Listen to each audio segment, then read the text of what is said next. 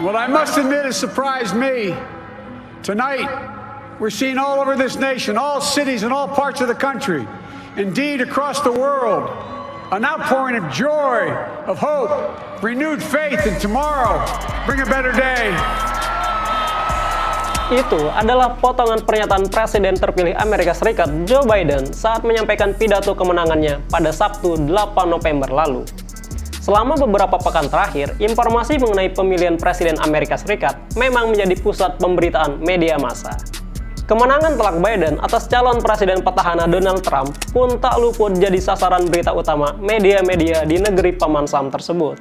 Namun, kemenangan pesta demokrasi 4 tahunan Amerika nyatanya tak hanya terasa di negeri asalnya. Faktanya, kabar mengenai kemenangan Biden yang disebut-sebut bersejarah ini juga menjadi berita utama di berbagai belahan dunia, termasuk Indonesia. Masifnya pemberitaan terhadap pemilu Amerika memang menandakan bahwa dinamika politik di Washington DC memang memiliki jangkauan pengaruh hingga ke skala global. Wajar. Sebagai negara yang disebut-sebut adidaya, Amerika memang punya peranan yang sangat signifikan di panggung internasional. Namun, pernahkah kalian bertanya apa sebenarnya yang mengakibatkan Amerika sangat kuat hingga membuat politik domestiknya begitu berpengaruh terhadap dunia? Lalu, mengapa negara lain perlu memerhatikan dengan cermat setiap perubahan dinamika politik yang terjadi di Amerika? Mari kita mulai.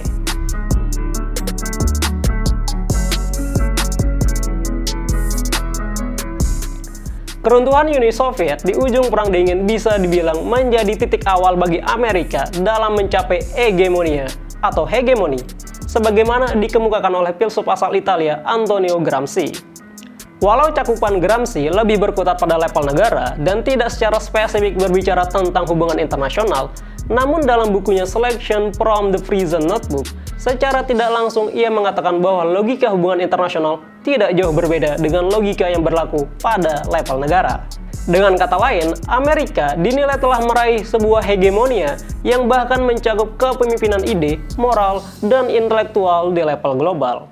Meski sebagian pihak menilai bahwa kemajuan Tiongkok dalam 2 dekade terakhir mengancam atau bahkan telah menggeser posisi Amerika sebagai hegemon dunia, namun nyatanya kedikdayaan negeri Paman Sam tidak bisa semudah itu direnggut. Dalam konteks ekonomi misalnya, kendati nilai ekspor Tiongkok memang sudah melampaui Amerika, namun dari segi impor, Washington masih tampil sebagai negara pengimpor nomor wahid di dunia. Wah, lalu mengapa ini penting? Leslie Kramer dalam tulisannya yang berjudul How Importing and Exporting Impact the Economy mengatakan tingginya tingkat impor mengindikasikan tingginya permintaan dan pertumbuhan ekonomi suatu negara. Jika impor suatu negara didominasi oleh aset-aset produksi seperti mesin, peralatan, dan sebagainya, hal itu juga dapat menggenjot produktivitas perekonomian dalam jangka panjang. Nah, berdasarkan data World Top Export, komoditas impor utama Amerika memang berupa mesin, komputer, peralatan listrik, dan kendaraan.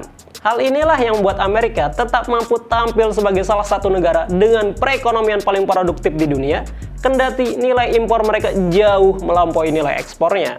Selain dalam sektor impor, hegemoni Amerika atas perekonomian global juga ditandai dengan penggunaan dolar Amerika sebagai mata uang acuan dalam hampir mayoritas perdagangan dunia.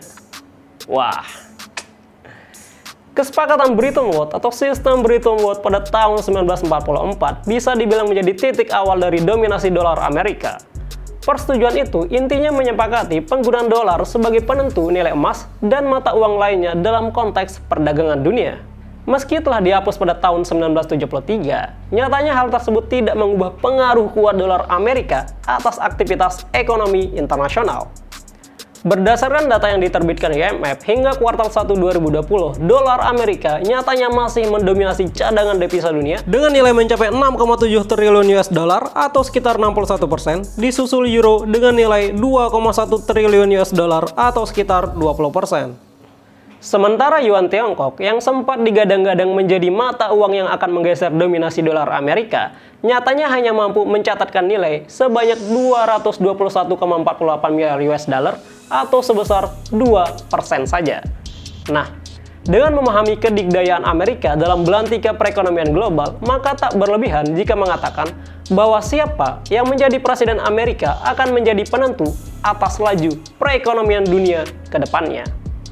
Hal ini dikarenakan karena sedikit saja terjadi perubahan dalam kebijakan ekonomi Amerika, tentu akan memiliki efek domino yang memengaruhi perekonomian global. Dalam konteks Pilpres saat ini, perbedaan pendekatan ekonomi antara Trump dan Biden berkutat dalam ranah kebijakan luar negerinya, di mana Trump lebih menekankan pada pendekatan nasionalis dengan slogan terkenalnya Make America Great Again. Sementara Biden memiliki orientasi yang lebih global dan mengutamakan aliansi antar negara. Orientasi yang lebih bersifat global ini mungkin saja membuat dunia internasional menyambut baik terpilihnya Biden. Sambutan itu dapat dibaca dari mulai banyaknya negara-negara di dunia yang mengucapkan selamat atas kemenangan Biden, termasuk Tiongkok yang dalam beberapa tahun terakhir terlibat perang dagang dengan Amerika.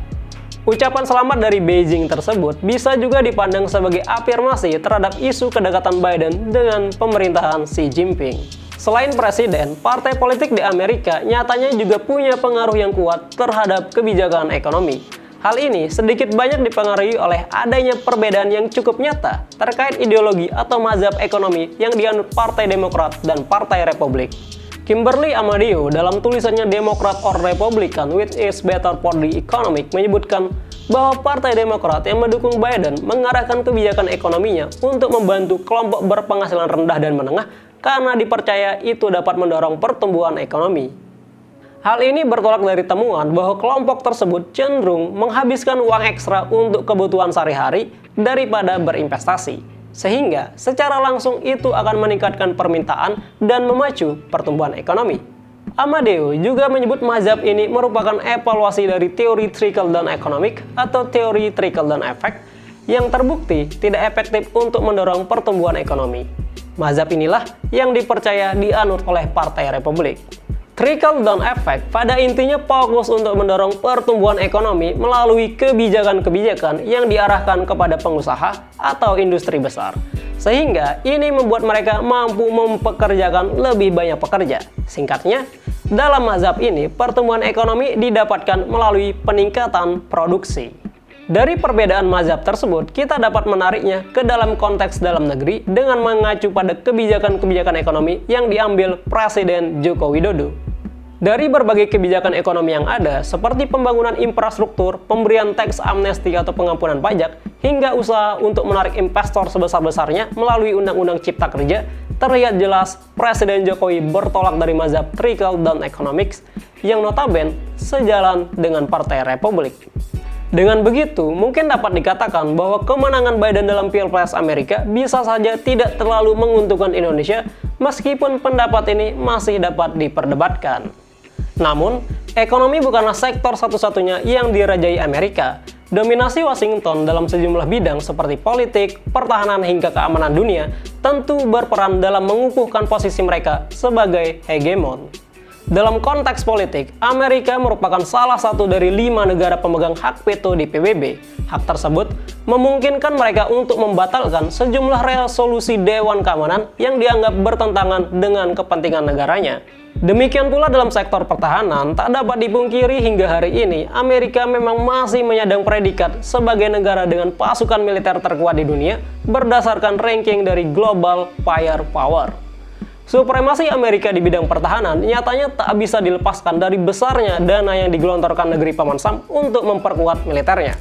Berdasarkan laporan Stockholm International Peace Research Institute pada tahun 2019, anggaran yang dikeluarkan Amerika untuk keperluan militer juga menduduki posisi tertinggi di dunia dengan nilai mencapai 732 miliar US dollar atau kurang lebih 3 kali lipat dari anggaran militer Tiongkok yang berada di posisi kedua.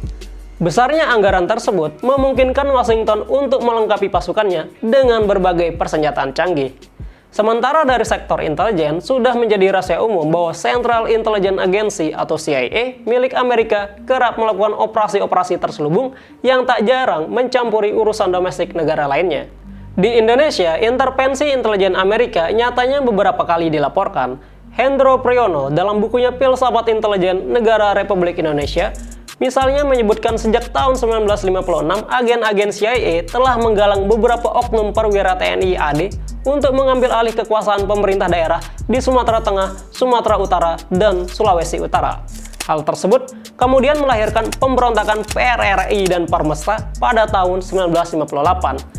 Lalu, ada pula laporan yang menyebutkan bahwa Amerika terlibat dalam peristiwa G30 SPKI dan turunnya Soeharto pada tahun 1998. Kumpulan intervensi tersebut disebut-sebut terjadi karena pemerintahan Indonesia saat itu tidak sejalan dengan kepentingan nasional Amerika. Nah, di titik ini, setidaknya kita bisa menarik beberapa kesimpulan mengapa dinamika Pilpres Amerika begitu penting dan menyita perhatian dunia. Pertama, adanya dominasi Amerika terhadap perekonomian global. Kedua, adanya disparitas mazhab ekonomi yang dianut dua partai besar di Amerika. Ketiga, kuatnya supremasi Amerika di berbagai sektor seperti politik, pertahanan, dan keamanan. Serta keempat, adanya kecenderungan Amerika untuk mengintervensi urusan domestik negara lainnya. Lantas, menurut kamu faktor apa lagi yang membuat Pilpres Amerika layak untuk dicermati? Berikan pendapatmu. Terima kasih telah menonton pembahasan kali ini. Pembahasan ini juga dapat dinikmati di Spotify Pinter Politik. Jika teman-teman Pinball memiliki saran dan masukan atas penjabaran kali ini, silakan isi kolom komentar di bawah ini. Jika teman-teman suka, silakan like, share, dan subscribe channel YouTube Pinter Politik. Jangan lupa kenakan masker. Take care.